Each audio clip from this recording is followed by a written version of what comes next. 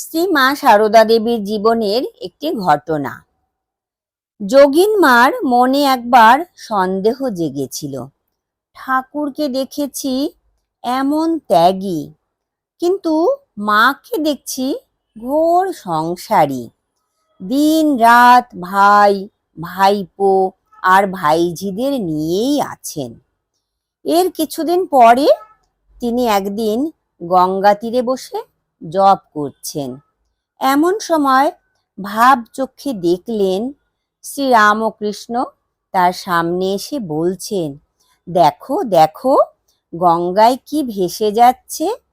যোগিনমা দেখলেন এক রক্তাক্ত ও নারী নাল বেষ্টিত নবজাত মৃত শিশুর দেহ ভেসে চলেছে। শ্রীরামকৃষ্ণ হেসে বললেন, গঙ্গা কি কখনো অপবিত্র হয়? ওকেও, শ্রীমাকেও তেমনি ভাববে, কখনো সন্দেহ করবে না। ওকে আর একে নিজের দেহ দেখিয়ে বললেন, অভিন্ন জানবে। জয় ঠাকুর, জয় মা, প্রণাম মা গো।